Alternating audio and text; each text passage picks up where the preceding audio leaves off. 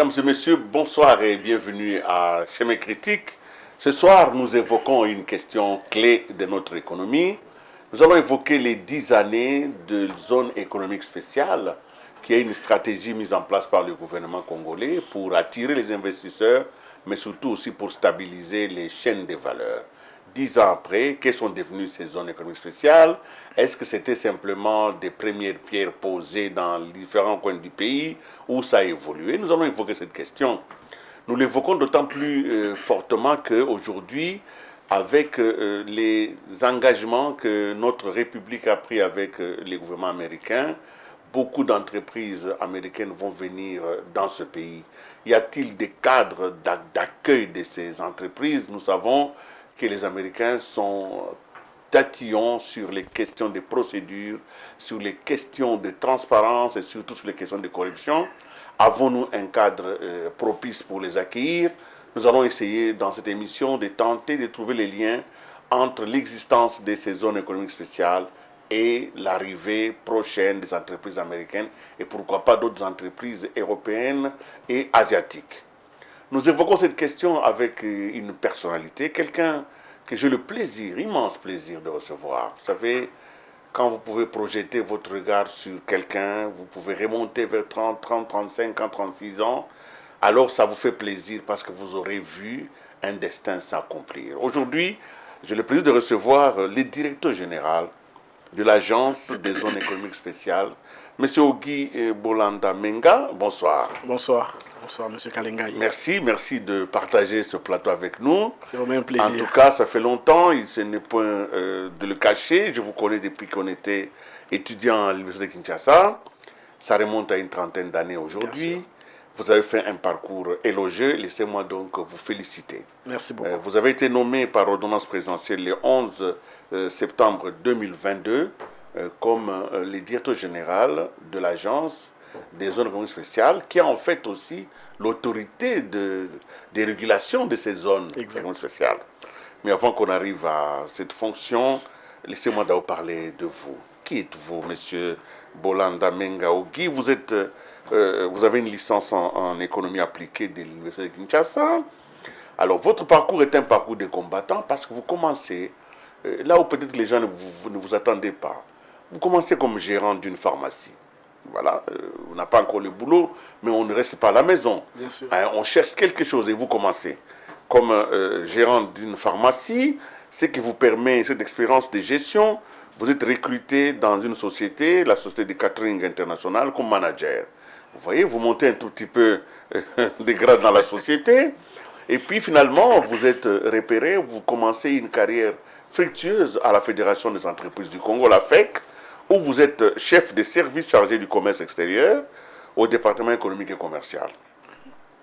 Évidemment, de la FEC au ministère, il n'y a qu'un pas. Vous devenez conseiller au ministère de l'Industrie en charge des zones économiques spéciales. Tiens, coïncidence. Vous voyez, vous êtes donc quelqu'un qui avait commencé cette question avec beaucoup d'acquaintances. Vous êtes recruté sur concours par le COPIREP pour être les coordonnateurs principal de la cellule d'appui aux zones économiques spéciales. Donc, parce que le COPIREP veut faire passer cette chose et vous êtes recruté. Vous êtes aussi en même temps vous avez été vice-président du Forum national de développement et politique commerciale, la FNDPC, avec l'Union européenne. Toujours vous, un peu très grands experts. Alors voilà c'est la chaîne d'expertise. Expert de suivi des prix des produits pétroliers à l'économie nationale, expert en commission nationale de la dette publique au ministère des Plans, secrétaire au comité de pilotage des zones économiques spéciales, et puis expert pour la mise en place de la TVA au ministère des Finances. Voilà l'homme que je reçois ce soir. Aujourd'hui, vous êtes à la tête de cette structure depuis quelques années, en tout cas depuis 2022, donc 3 ans, vous êtes le directeur général. La question que l'on peut se poser d'entrée de jeu, c'est quoi une zone économique spéciale? D'où est venue cette idée-là et quelles sont les missions finalement de ces zones? Merci beaucoup, monsieur le journaliste, pour la question. En fait, je vous remercie d'abord pour les parcours que vous avez bien présentés, et je les confirme, donc c'est vraiment ça. Alors, par rapport à votre première question, ce qu'il faut savoir d'abord, c'est que notre pays a connu beaucoup de problèmes. On a connu des pillages, on a connu des aéranisations, on a connu trop de problèmes qui ont fait que, de plus en plus, les opérateurs économiques, les investisseurs, surtout étrangers, ne voulaient plus venir au Congo. Alors, l'État congolais a réfléchi, bien sûr avec l'appui des partenaires. Qu'est-ce qu'il fallait faire après la réussite de certaines mesures conjoncturelles qui avaient été prises il y a certaines années? Parce que l'économie se développe avec des mesures structurelles. Il fallait vraiment voir les longs termes. Qu'est-ce qu'on pouvait faire? Notre pays, c'est un pays qui est béni de Dieu. Nous les chantons même dans notre hymne national. Un pays béni de Dieu, béni des aïeux, tout ça. C'est un pays qui est béni. Nous avons des ressources, mais ces ressources ne sont pas transformées. Or, pour parler de l'industrie, il faut qu'il y ait transformation. C'est la raison pour laquelle le gouvernement, depuis toutes ces années-là, a commencé à réfléchir comment relancer l'économie. Parce qu'à cause de tout ce que le pays a connu, on a perdu des pans entiers de notre économie. Moi, je dis toujours aux gens, quand je rencontre des journalistes, je dis toujours, est-ce que les enfants d'aujourd'hui savent que là où il y a les marchés des libertés aujourd'hui, il y avait une usine de production de véhicules? Les gens ne savent pas. Ils ne peuvent pas savoir. Les gens ne savent General pas. Motors. Ils ne savent pas. Nous, on était encore tout petits. Mais on savait qu'il y avait des véhicules produits au Congo. Peugeot Mwanamboka, les Renault, ainsi de suite. Il y a même une chanson de Luambo, Voilà. la Mazda, Voilà. Asda. Voilà. Produit en RDC ici. On a produit des batteries, on a produit beaucoup de limités industriels là. Il y avait Kingabo poids lourd. Ce n'était pas des maisons, ce n'était pas des églises. C'était une zone industrielle. Mais tout ça, on n'a plus. Donc il fallait revenir à ça. C'est comme ça qu'est née l'idée des zones économiques spéciales. Alors maintenant, une zone économique spéciale, c'est quoi? La différence délimitée à l'époque, une zone économique spéciale, en fait, c'est un espace qui est vraiment délimité. Et dans cet espace-là, l'État, parce qu'il faut faire des réformes, parce que j'ai dit qu'on avait beaucoup perdu, même du point de vue du climat des affaires, les gens ne voulaient plus venir. Il fallait maintenant, dans ces espaces-là, mener des réformes pour qu'une fois que ces réformes-là auront pris, nous puissions maintenant les reporter sur toute l'étendue du territoire national. Donc c'est comme ça qu'est né des projets, des programmes de zones économiques spéciales qui a commencé et qui aujourd'hui continue à faire son bonhomme de chemin parce que vous avez posé la question, c'est quoi, c'est devenu quoi aujourd'hui? Voilà, mais d'abord les missions. Alors, pour faire les zones économiques spéciales, il y a trois choses. Il faut commencer par les fondamentaux. C'est comme nous appelons les ABC des zones économiques spéciales. Il y a trois choses. D'abord, il y a des espaces, des terrains.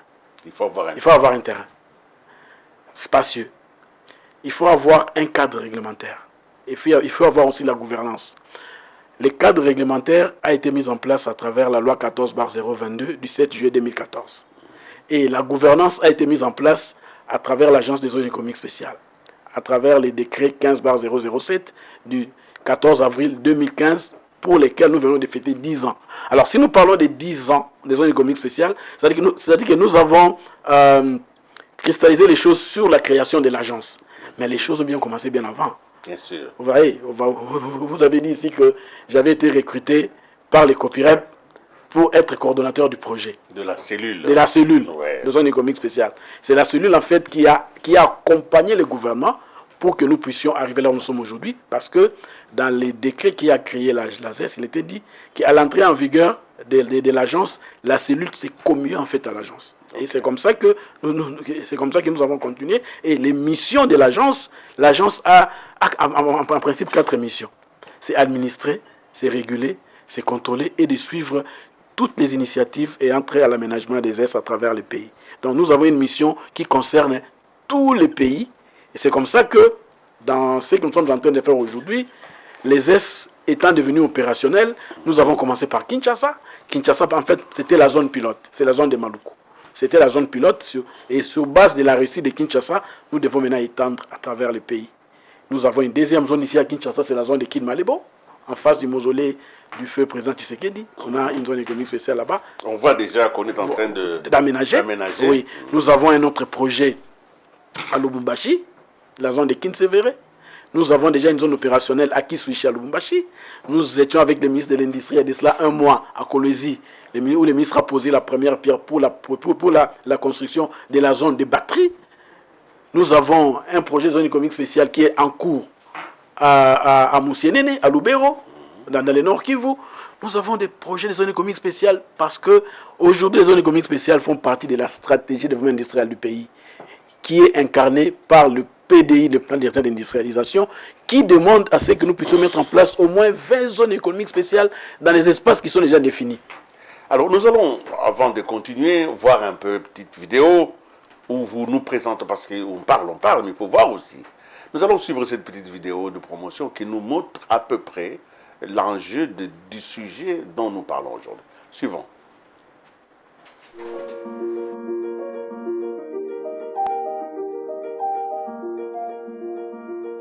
Je m'appelle M. Ogi Bolanda Menga Momene.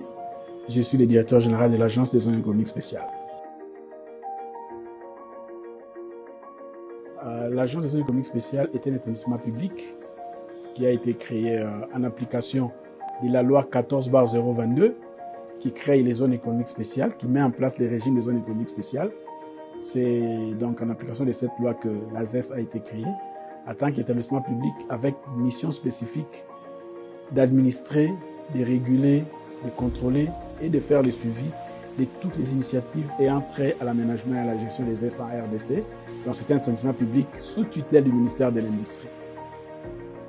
Le projet des zones économiques spéciales est né il y a de cela plusieurs années. Au départ, c'était un projet impulsé par la Banque mondiale quand ça a commencé. C'est comme ça que toutes les études de faisabilité qui avaient été faites à l'époque, c'était avec un appui de la Banque mondiale. Et aujourd'hui, c'est une stratégie parmi les stratégies phares du gouvernement dans le cadre de la mise en œuvre de sa politique industrielle à travers le plan directeur d'industrialisation. Et dans ce plan directeur d'industrialisation, les zones économiques spéciales occupent la 6e place, c'est-à-dire que c'est le 6e pilier du plan directeur d'industrialisation qui prévoit la création de 20 zones économiques spéciales dans 6 espaces industriels qui sont bien définis dans ces plans directeurs d'industrialisation adoptés par le gouvernement. Actuellement, depuis le 2 septembre de l'année passée, le président de la République, son Excellence Félix Antoine Tshisekedi Tshilombo, avait fait l'honneur au ministère de l'Industrie pour venir lancer la zone économique spéciale de Maluku. C'était le 2 septembre de l'année passée. Donc aujourd'hui, nous avons une zone économique spéciale qui est opérationnelle. C'est la zone économique spéciale de Maluku, ici à Kinshasa. Si aujourd'hui vous voyez des carreaux des marques Saphir, sachez que ce sont des produits qui sont manufacturés dans la zone économique spéciale de Maluku. Si aujourd'hui vous voyez Pepsi à travers la ville, sachez que ces produits-là aussi sont manufacturés au niveau de la zone économique spéciale de Maluku, mais il y a d'autres produits qui vont venir aussi. Et il y a aussi une deuxième zone, ici à Kinshasa, c'est la zone de Kin-Malebo, qui est une zone économique spéciale mise en place dans le cadre d'un partenariat entre l'État congolais et la société Arise, surtout pour promouvoir la transformation du bois, mais il y aura aussi d'autres produits qui vont venir. Ce projet de zone économique spéciale est en train de se mettre en place en scellé. Au niveau du plan d'industrialisation, nous prévoyons de créer 20 zones économiques spéciales, c'est-à-dire que dans différentes parties du pays, on va mettre en place des zones économiques spéciales. Il y a aussi des zones de privés. Si vous allez aujourd'hui à Lubumbashi, vous allez trouver, il y a une zone que nous appelons la zone de Kisushi. C'est une zone économique spéciale, mais développée par les privés. Il y a une autre zone économique spéciale au niveau de la province du Nord Kivu, à Moussénéné. C'est aussi une zone économique spéciale développée par les privés.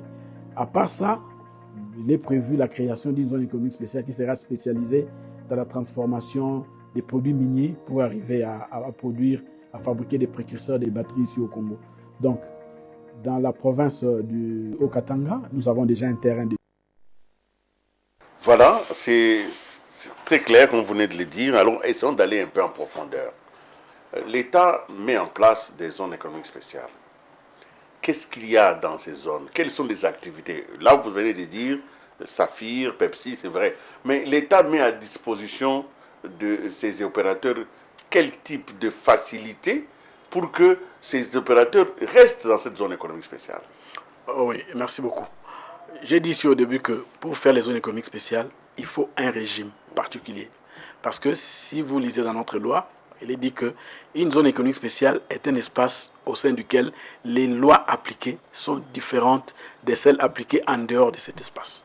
Donc, quand l'État, c'est comme ça dans tous les pays du monde, quand l'État décide d'aller dans ce qu'on appelle aujourd'hui les initiatives de développement spatial, pour attirer les investisseurs, l'État donne toujours un packaging Mettons à Maluku, qu'est-ce qui est donné aux investisseurs? Pas seulement à Maluku, dans toutes les zones économiques spéciales, c'est le même régime. Voilà.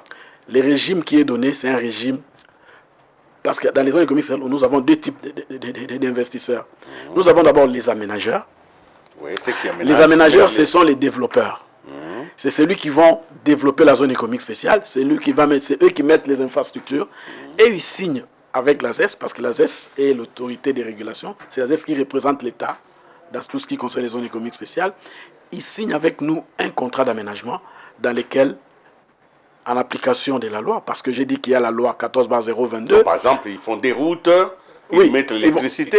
Alors, pour tout ce qu'ils vont faire, l'État leur donne le temps de pouvoir récupérer leur investissement. Comment? L'État leur octroie des facilités. Les aménageurs ont 20 ans pendant lesquels ils ne payent pas des droits des douanes. Lorsqu'ils importent du matériel pour construire la zone économique spéciale, ils ne payent rien. Aux douanes, ils ne payent rien. Ils sont exonérés de payer des impôts. Il y a impôts fonciers, impôts et autres, ils ne payent pas. Ils sont exonérés de payer même certaines taxes locales. Ils ne payent pas. Tout ça pour leur permettre de pouvoir investir et récupérer leur argent. Maintenant, les entreprises viennent travailler dans ces espaces-là qui sont déjà aménagés. Aux entreprises aussi, l'État donne les mêmes avantages. Il y a des facilités. Pourquoi? Parce que dans chaque zone économique spéciale, nous mettons en place un guichet unique. Parce que quand on parle des zones économiques spéciales, ce n'est pas seulement les avantages, les investisseurs pour venir dans un pays, ce n'est pas seulement les exemptions des taxes et autres, c'est aussi les facilités. Les facilitations que l'on donne pour les affaires. La raison pour laquelle, dans chaque zone économique spéciale, on met un guichet unique. Au sein du guichet unique, les différentes administrations pertinentes seront dedans. De telle sorte que, si aujourd'hui, un investisseur est dans la zone économique spéciale, il a besoin d'une licence ou d'un document du ministère de l'économie. Il faut qu'au niveau de la zone économique spéciale, que nous puissions lui délivrer ça. Il ne peut pas sortir aller dans les cabinets, dormir dans les salles d'attente et tout ça. Tout doit se faire dans la zone économique spéciale. Si vous venez aujourd'hui à Maluku, là, c'est la théorie, ça fait maintenant. C'est la réalité, parce que nous sommes en train déjà de le faire. Nous sommes déjà en train de le faire. Si vous venez aujourd'hui à Maluku, vous allez voir, nous avons construit un immeuble de 3 niveaux. Il y a à Maluku un immeuble construit grâce à l'appui de la BAD, parce que c'est la BAD qui a appuyé le gouvernement pour faire la zone de Maluku. Nous avons construit un immeuble de 3 niveaux. Dans cet immeuble-là, nous allons mettre la DGDA, la DGI, la DGM, la CN7 sera là aussi, et d'autres administrations publiques, pour faciliter les affaires aux opérateurs économiques. Alors, restons d'abord sur les aménageurs. Oui. Vous avez dit qu'ils ont une forme de concession d'une vingtaine d'années pour récupérer. Ça veut dire que les infrastructures qu'ils mettent en place, pour y accéder, il faut payer. Bien sûr, bien sûr, bien sûr. Donc, il y a, par exemple, dans cette zone-là, vous avez, par exemple, pour les routes, vous avez des péages. Non, c'est-à-dire quoi? Dans la zone économique spéciale, quand les entreprises viennent, ça dépend de la nature de la zone. Si c'est une zone qui est une zone, entre guillemets, PPP, c'est-à-dire que si c'est l'État qui apporte les fonciers, si le foncier appartient à l'État, les biens de l'État n'étant pas cessibles, on ne va pas vendre ces terrains-là. Si c'est une zone privée, les opérateurs économiques investisseurs, quand ils viennent, ils achètent leurs terrains. Ils ont des droits sur ces terrains-là. Et ils peuvent donc donner... Engage, des choses comme ça. Voilà. Alors, donc ça dépend des types de zones. Mais les avantages sont les mêmes. 10 ans après, quels sont les secteurs qui ont été couverts par les zones, les secteurs d'activité? Alors, tout dépend de la vocation de chaque zone. Si nous prenons aujourd'hui la zone de Maluku, qui est la zone pilote, cherchait à attirer les investisseurs dans 4 secteurs. L'agro-industrie, les matériaux de construction, les emballages et les produits pharmaceutiques. Aujourd'hui, nous avons agréé 13 entreprises dans la zone qui vont investir dans la zone économique spéciale de Maluku. Il y en a déjà 2 qui ont commencé la production, notamment l'entreprise Saphir qui produit des carreaux, c'est le matériau de construction. Et il y a la société Varun qui produit les Pepsi, c'est l'agroalimentaire. Et il y a d'autres qui sont en train de venir parce qu'en fait, ils sont en train d'abord de s'installer. La zone de Maluku, le terrain était un terrain qui est vallonné, ça demande beaucoup de terrassement. Ça prend beaucoup de temps. Le temps aussi de faire arriver les matériels, parce que pour qu'ils puissent bénéficier de ces avantages-là, il faut que le ministère des Finances puisse signer un arrêté d'exonération. Le travail commence par nous. Nous avons une commission d'agrément. Au niveau de la commission d'agrément, là, l'investisseur présente ses listes des biens qu'il va importer.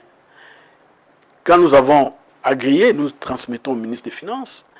Ces derniers signent un arrêté.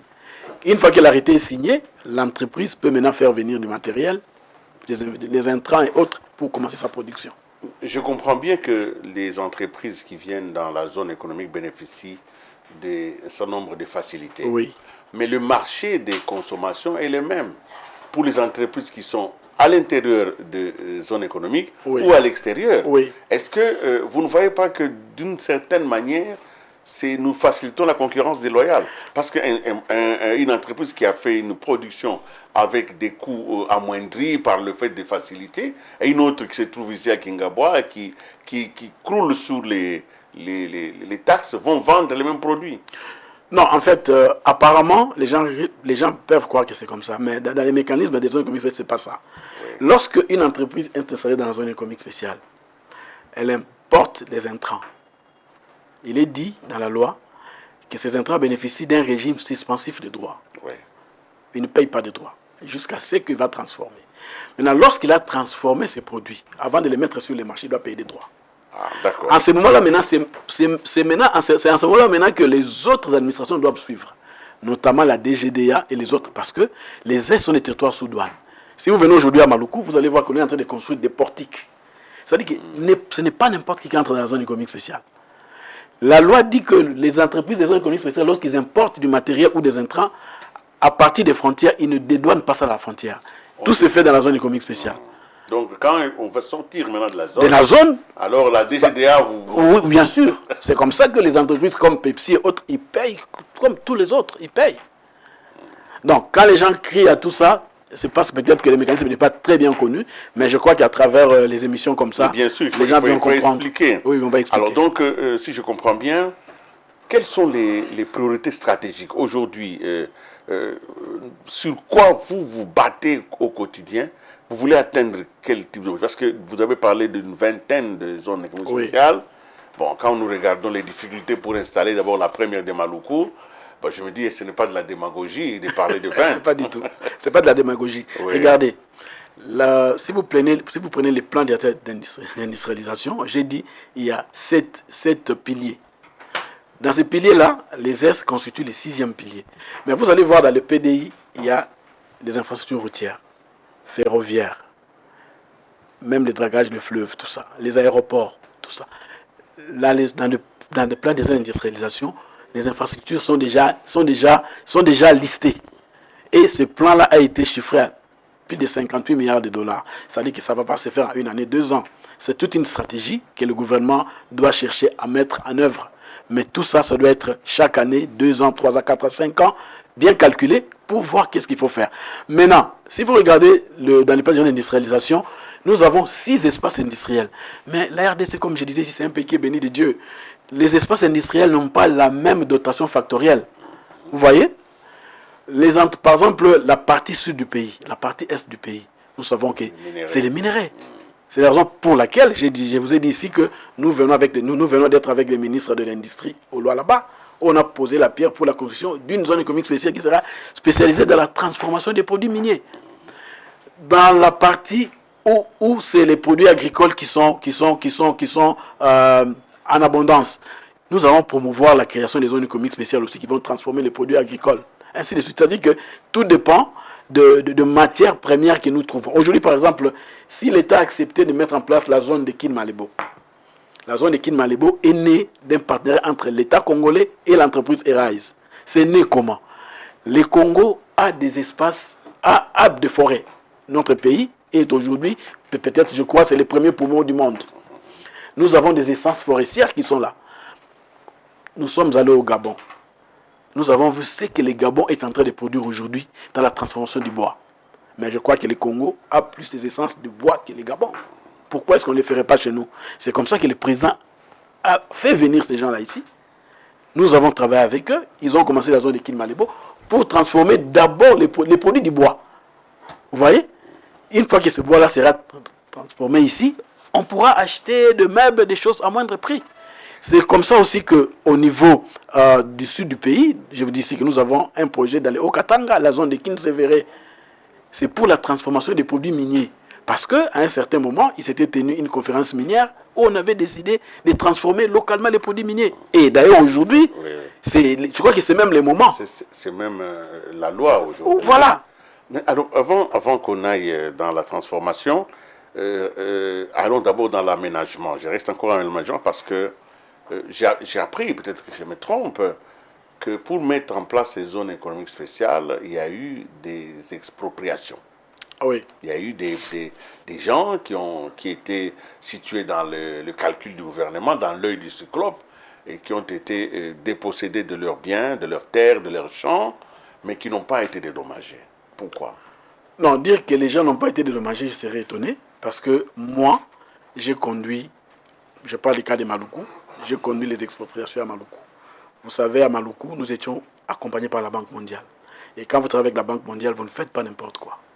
Sur 192 concessions que nous avons listées à Maluku, nous avons payé au moins 185 ou 86. Il y a 4 ou 5 qui restent. Ces 4 ou 5 là, ce n'est pas parce que l'État avait refusé de payer. C'est parce que ces gens-là, à un certain moment, avaient refusé de venir vers nous. Ils faisaient des gros dos parce qu'ils avaient certaines relations au niveau du pouvoir. C'est comme ça qu'ils n'ont pas été, ils n'ont pas été payés. Et ils se plaignent, ils considèrent que non. on les avait expropriés. Non, l'expropriation, M. Kalengay, l'expropriation est même dans la Constitution pour cause d'utilité publique. Ce que nous sommes en train de faire, nous n'exproprions pas pour donner les terrains à M. Kalengay ou à M. Bolanda, non. Nous exproprions pour faire une zone économique spéciale qui va bénéficier à toute la population. Allez aujourd'hui à Maluku. Prenez votre micro, allez à Maluku, posez des questions aux gens qui habitent Maluku s'ils ne bénéficient pas de la présence de la zone économique spéciale. Lorsque nous avons fêté les 10 ans ici, nous avions invité les chefs coutumiers de Maluku, à qui nous avons même remis certains biens pour être reconnaissants. Il faut écouter ce que les chefs coutumiers ont dit.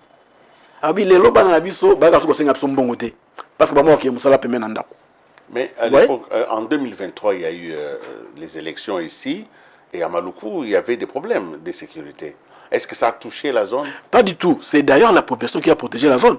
Quand les problèmes de Mobundo faisaient encore rage de ce côté-là. Oui, bien sûr. Mais c'est la population elle-même qui dit que non, c'est eux qui ont protégé parce que nous étions en osmose avec eux.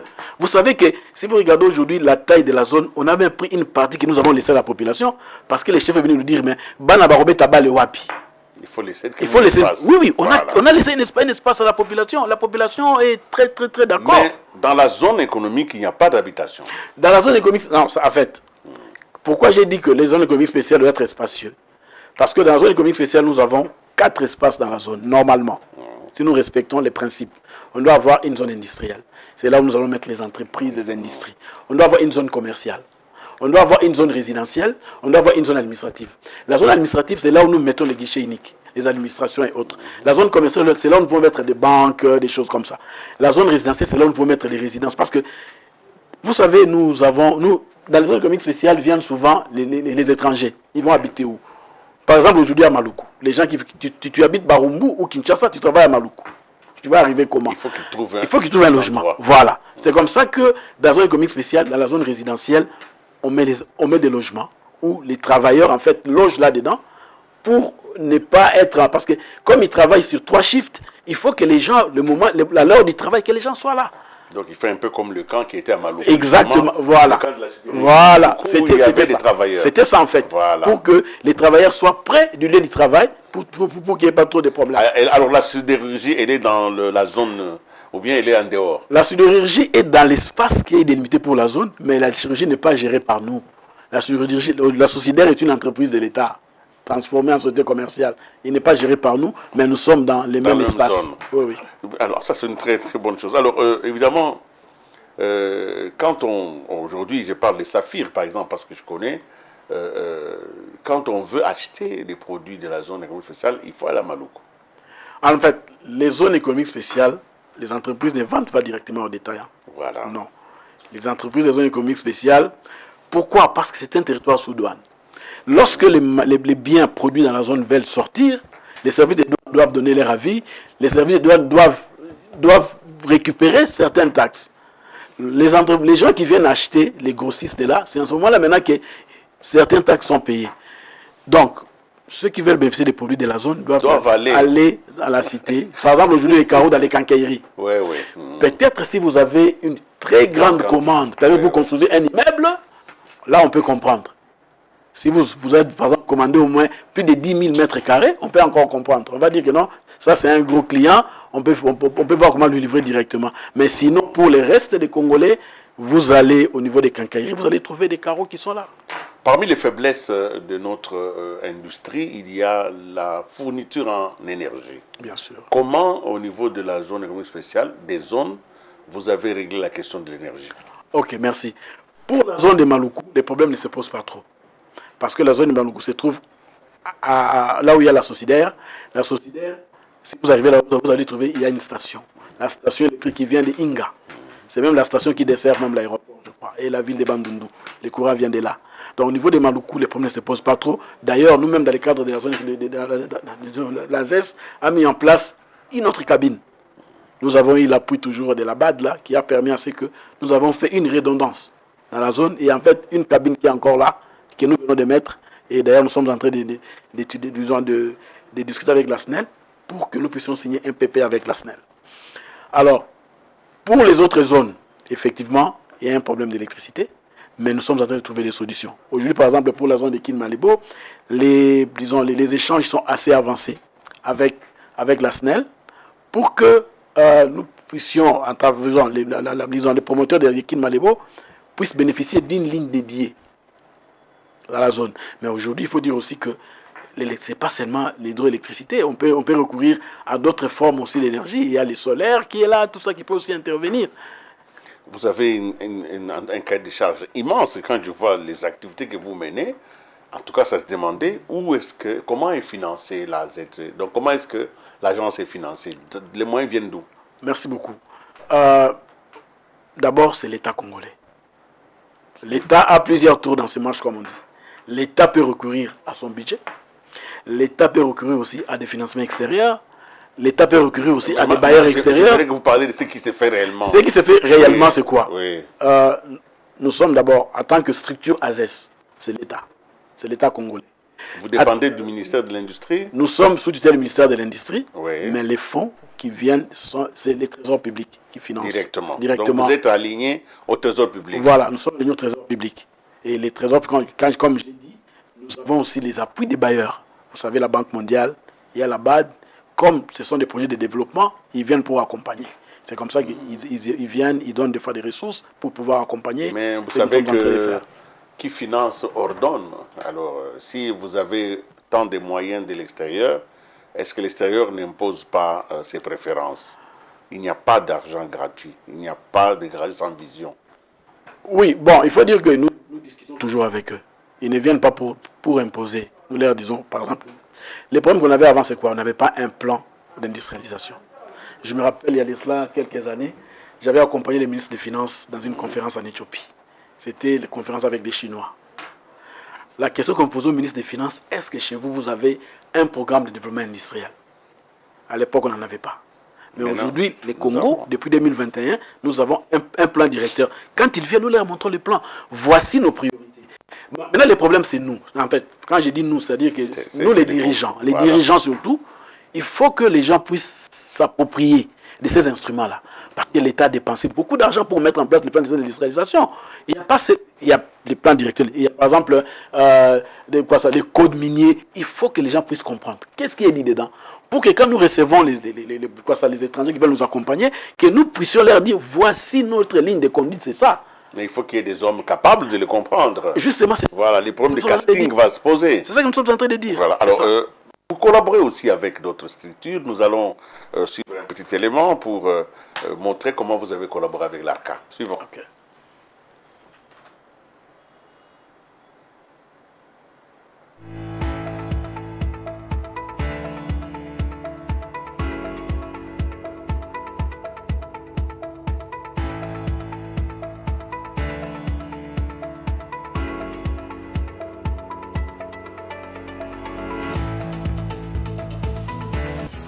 cadre de collaboration avec l'ASES, pour l'ASES et l'ARCA, dont le souci étant en fait de voir comment accompagner les investisseurs là, pour accompagner la vision du chef de l'État, notamment sur la question de la diversification économique.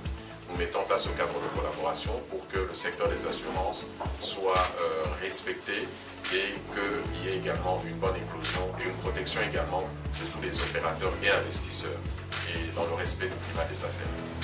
C'est seulement que la cérémonie de séjour vise, comme il a dit, à rapprocher les deux organes. Parce que vous savez, l'ASES et l'ARCA sont deux organes normatifs.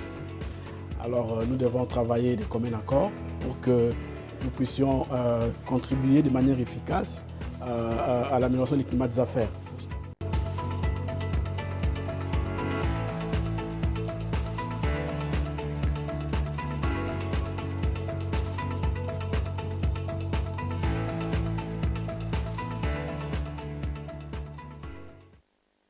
Voilà, monsieur le directeur général, là vous êtes avec l'autorité de régulation des assurances dans le pays. C'était à quelle finalité? Vous vouliez qu'ils viennent à l'intérieur des zones? Non, ce n'est pas seulement venir à l'intérieur des zones économiques spéciales. L'ARCA, c'est une autorité de régulation aussi. Comme nous. En fait, c'est un établissement frère, comme nous. La loi sur les assurances veut que les entreprises qui travaillent au Congo s'assurent au Congo. Oui, oui. Or, les zones économiques spéciales vont attirer beaucoup d'entreprises.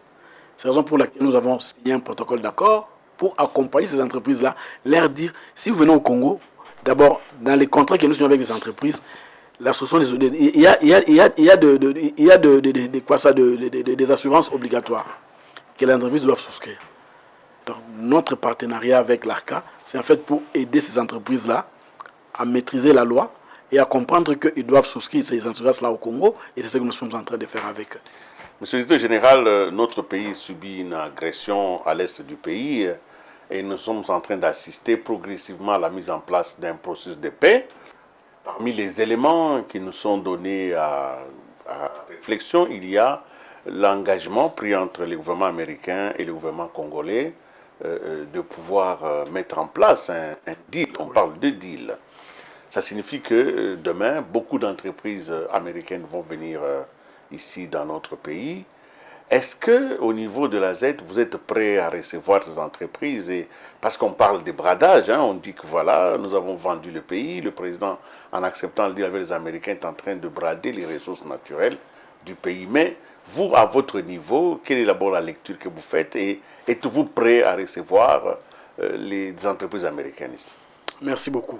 Pour nous, en tant qu'agence des zones économiques spéciales, nous nous tapons les mains. Nous disons, c'est l'occasion. J'ai dit ici que nous avons des ressources qui ne demandent que d'être transformées. Mais où est le mal? Si nous pouvons travailler avec les Américains pour pouvoir arriver à transformer ces ressources-là. Nous sommes déjà prêts parce que le cadre est déjà là. J'ai dit ici que nous avons un cadre des Est qui existe. Nous avons une agence qui existe qui doit accompagner. Donc aujourd'hui, si les Américains viennent, nous avons des espaces qui sont là. Nous avons des terrains qui sont là. Ils sont les bienvenus. Nous félicitons les chefs de l'État. Je crois que les présidents étaient visionnaires. Regardez, si nous avons la zone des Maloukois, revenons un peu en arrière, nous étions butés à un problème en 2019 parce qu'il n'y avait pas de financement. Et c'est arrivé au moment où il y avait les problèmes de Covid. Et le gouvernement venait d'avoir un appui budgétaire de la BAD. Cet appui-là n'était pas destiné au financement de l'industrie. Mais le président Tshisekedi, il a donné des ordres au ministre des Finances pour dire, prenez de l'argent, une partie de cet argent qui est venu pour le Covid, financer la zone économique de Maluku. Parce que le président savait que le Covid, ça allait passer. Mais après le Covid, il faut relancer l'industrie. Il faut relancer l'économie. Il faut que des entreprises arrivent. Oui, c'est comme ça que nous nous disons, le deal qui sera fait, c'est une chance pour la RDC. Ce n'est pas du tout. Une hypothèque de notre souveraineté. Pas du tout. On parle de souveraineté. Les autres là, les autres qui nous ont fait tout ce que nous sommes en train de connaître aujourd'hui, ils se sont déjà préparés pour ça. Ils ont déjà des zones économiques spéciales. Ils sont en train de travailler pour leur climat des affaires. Notre rôle à nous, c'est quoi? C'est travailler pour améliorer davantage le climat des affaires. pour que certaines pratiques inutiles là que les gens font, que les gens arrêtent avec ça. Parce que les investisseurs, qu'est-ce qu'ils veulent, c'est quoi? C'est être rassurés. Dans l'économie spéciale, pas de corruption. Il n'y a pas ça. Comment ça? Ça n'existe pas. Parce les que Congolais auraient changé. Moi, je vous l'ai dit. Je vous l'ai dit, ça n'existe pas. Comment vous faites pour qu'il n'y ait pas de corruption dans les zones économiques spéciales? Parce que nous restons dans l'application des textes qui existent. Nous présentons les choses et les gens prennent. Nous n'allons pas dans des choses de cache-cache. Nous disons, voici les conditions pour venir dans la zone. Vous remplissez les conditions, vous venez dans la zone. Vous savez, nous, pour agréer une entreprise dans une économie spéciale, nous avons une commission interministérielle. Moi, je ne signe pas comme ça par un coup de baguette magique. Non. La commission examine les dossiers et puis les dossiers arrivent chez moi. Quand moi j'ai fini de travailler, j'envoie ça au ministre des Finances. Vous voyez? C'est-à-dire que la machine est déjà là. Il faut seulement que les gens puissent accompagner. Vous avez déjà assisté à un changement de statut d'une entreprise ordinaire installée ici dans le pays qui décide d'aller s'implanter dans la zone économique spéciale? Oui, nous recevons. Vous les avez déjà accrédité? Aucune, hein? Jusque-là, pas encore. Pourquoi? Parce que la loi, d'abord, la loi interdit les cumuls des avantages, des régimes. Supposons qu'une entreprise qui bénéficie déjà du code des investissements, il ne peut pas venir dans la zone économique spéciale. La loi interdit. Les entreprises, par exemple, qui sont dans le secteur des hydrocarbures, tout ça, ils ne peuvent pas venir dans la zone économique spéciale. C'est-à-dire que nous avons quand même une liste négative. Des subventions sur les prix du carburant. Oui. Ils ne viennent pas dans la zone économique spéciale. Ils peuvent venir dans la zone pour être des entreprises de services. Parce que toutes les entreprises dans la zone ne bénéficient pas des régimes des zones économiques spéciales. Il y a par exemple les banques. Les banques viennent dans la zone pour servir. Mais les entreprises de production, elles bénéficient des avantages du régime des zones économiques spéciales. Vous voyez? Donc c'est comme ça qu'à travers la gestion de ces cadres-là, nous arrivons maintenant à attirer les investisseurs. Quelles sont les grandes difficultés que vous avez là-bas? Oui, les grandes difficultés, moi, je crois que c'est 3. Premièrement, c'est un problème de foncier. Parce la que terre, oui, vous devez avoir la terre. C'est pas, les chefs coutumiers ne sont pas contents. C'est pas facile. Voilà. C'est la raison pour laquelle vous avez dit ici qu'on a exproprié les gens, on a fait tout ça. Pourquoi? Parce que dans d'autres pays, quand vous voyez des domaines réservés pour l'État. Malheureusement, chez nous ici, la manière dont les terres sont gérées, ça commence par les pouvoirs coutumiers, ça fait trop de choses. C'est un problème. Donc, pour que nous puissions arriver à trouver des terres, des sols, par du foncier pour faire des projets, c'est un problème. Deuxième chose, c'est un problème d'accompagnement. J'ai dit ici que certaines administrations ne nous accompagnent pas trop. Parce que la vision pour les autres, c'est maximiser des recettes, maximiser ceci. Alors quand on n'a pas une vision à long terme. Voilà. Les gens croient que si on exonère aujourd'hui, c'est un fonds perdu. Non. Regardez, une entreprise qui est dans une économique spéciale, les agents qui sont utilisés, les agents payent l'IPER. Ce n'est pas exonéré. La loi sociale, c'est-à-dire quoi? Le code du travail est appliqué. C'est-à-dire que la CNCS, la CNCS est appliqué. C'est appliqué. Donc le travail, lui, il est rémunéré. Oui. Tout ça est appliqué. Les entreprises qui sont en dehors de la zone, ils sont considérés des produits qui quittent l'extérieur de la zone pour venir dans la zone. Ils peuvent être des fournisseurs au niveau de la zone économique spéciale. Nous utilisons aujourd'hui, par exemple, les entreprises telles que Pepsi, Varun utilisent les transporteurs locaux pour amener les produits à l'extérieur, dans la ville. Mais toutes ces entreprises-là, elles payent des droits à l'État. Quelque part, il faut que les gens ne puissent pas avoir un esprit un peu étriqué ou communiste quand on parle de l'économie. L'économie, c'est un cycle. L'économie, c'est un tout. Ce qui est perdu ici est gagné de l'autre côté. Mais quand on met le tout ensemble, c'est l'État qui gagne. Vous voyez? Donc ce n'est pas que les gens... Parfois vous êtes frustré. Voilà. Vous allez dans des administrations, on vous dit non, il faut qu'ils doivent payer. Voilà. Des fois ça prend du temps. Mais parce que justement l'État tempère sur deux choses. L'État pousse les administrations à la maximisation des recettes. Oui. Donc les recettes c'est aujourd'hui, c'est maintenant. En même temps l'État veut que les gens investissent. Donc c'est deux mouvements. Oui, l'État, nous tous nous travaillons pour le même État. Oui. Il faut qu'au niveau de l'État, c'est toutes les autorités qui décident, que les gens puissent savoir que c'est comme ça. On a accepté de faire les zones économiques spéciales. On a toujours dit qu'on ne mange pas les omelettes sans casser les œufs. Il faut payer ces sacrifices jusqu'à un certain moment. Et ce n'est pas perdu. C'est-à-dire que nous le faisons pour attirer les gens. Et ça ne se fait pas seulement chez nous ici. Tous nos 9 voisins développent les zones économiques spéciales. Si le Congo ne les fait pas, Ils iront ailleurs. Ouais, ils iront ailleurs. Ils iront ailleurs. Alors, évidemment, quand vous regardez les 10 ans qui viennent, ça a été difficile parce qu'il a fallu construire la pensée, construire le projet, commencer, et 10 ans après, bon, il y a au moins une zone qui fonctionne. Oui. Alors, dans les 10 années qui viennent, quelles sont les perspectives? Qu'est-ce qui va certainement être déjà fait en fonction de ce que vous avez aujourd'hui? Alors, je crois que il faut continuer sur la même lancée pour que des projets qui sont déjà prévus deviennent opérationnels. Et pour que ces projets deviennent opérationnels, il faut que l'État mette des moyens. Il faut que l'État mette des Pourquoi il n'y moyens. a pas une taxe pour avancer, un peu comme toutes les autres autorités? Parce que quand je regarde tous les autres régulateurs, que ce soit au niveau de la RPTC, au niveau des assurances, il existe une taxe. Non, en fait, les zones économiques spéciales ne viennent pas pour prendre des taxes, des choses comme ça. Dans les zones économiques spéciales, ce qui est prévu, c'est que les entreprises qui vont évoluer dans la zone économique spéciale vont payer des redevances à l'agence. Voilà. Mais il faut que les zones deviennent opérationnelles. Mais en attendant que les zones deviennent opérationnelles, l'État doit soutenir. Voilà, l'État doit soutenir. Monsieur Balanda, en tout cas, Bolanda, vous êtes quelqu'un qui avait la passion pour ces zones. Alors, comment on fait pour que la culture des zones spéciales impacte l'ensemble de la nation? Comment vous faites pour sensibiliser, former? Parce que ça demande quand même une certaine spécialité et ce n'est pas quelque chose qu'on apprend directement dans les facultés. Pas du tout. Comment vous faites alors pour que tout ceci devienne alors, nous culture? faisons la sensibilisation. Il est vrai que nous sommes un peu limités par les moyens parce que les organes comme les vôtres devaient être des grands partenaires pour nous. Mais vous savez, la communication demande beaucoup de moyens que nous n'avons pas jusque-là. Nous faisons de temps en temps au niveau des universités. Dernièrement, j'étais même invité dans des universités ici pour parler.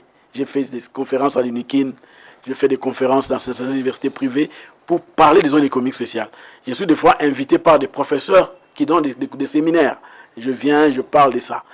Quand nous partons dans des provinces, avec les gouverneurs des provinces, nous faisons la sensibilisation, nous leur parlons, parce que en fait, aujourd'hui, la plupart des zones économiques spéciales vont se faire dans les provinces.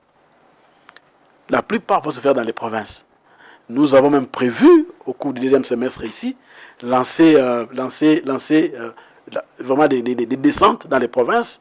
Vous savez par exemple qu'il y a le projet du port en eau profonde. C'est prévu de mettre en place une zone industrielle dans le Congo central, à Mwanda, les bananes là-bas. Vous voyez, le ministre de l'Industrie a parlé dernièrement du projet des corridors Kipushi-Mwanda.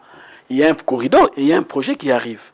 Des corridors qui va partir de Kipushi jusqu'à Mwanda. C'est un corridor de 3100 km. On va mettre en place des autoroutes, des choses comme ça. Il est prévu dans le cadre. Ça, ce n'est même pas le projet qui est prévu par nous, par d'autres partenaires. Ils comptent mettre en place 16 zones économiques spéciales dans ces corridors-là, qui va de Kipushi jusqu'à Mwanda, dans le Congo central. Alors, nous allons terminer cette émission. Il y a tellement de choses à dire. Vous l'avez dit, Géopolis va vous accompagner. Nous allons suivre les développements de cette initiative qui est importante. Alors, là où vous avez beaucoup voyagé, vous avez beaucoup de zones spéciales, lequel vous citez en exemple? La zone où vous avez été heureux, c'était où? En tout cas, ça dépend des pays. Dans les pays tels que à Dubaï, c'est une réussite. D'ailleurs, nous sommes membres de l'Organisation mondiale des zones économiques spéciales, qui est basée à Dubaï. En Afrique, j'ai vu à Tanger, au Maroc. J'ai même amené une équipe de mes collaborateurs l'année passée en formation là-bas, pour voir ce que les autres font. Nous avons vu la zone du Gabon, en Coque. C'est une zone aussi qui fait des émules. Nous avons été au Bénin. Nous avons vu. Nous avons été même à côté ici en Angola. Ils sont des zones économiques spéciales. Les carreaux qui venaient ici, qui venaient nous déranger, ça venait de l'Angola. Beaucoup de produits viennent de l'Angola, des Loufou. Ça passe par ces zones-là. Ça passe dans les zones économiques spéciales. C'est-à-dire qu'aujourd'hui, les zones économiques spéciales, c'est vraiment ça la tendance pour l'industrialisation. Mais il y a des pays qui sont assez avancés. Je vous assure que les pays tels que le Maroc, aujourd'hui, ils sont très loin parce que le Maroc produit des véhicules. Des véhicules, oui, qui partent dans le monde entier. Vous voyez? Et j'étais dernièrement en Afrique du Sud, j'ai vu ce qu'ils sont en train de faire, ils sont aussi très avancés. Donc nous avons des exemples à suivre. Il y en a. Les modèles de réussite existent. Existe. Alors nous allons terminer cette émission, nous allons revenir un peu à l'actualité.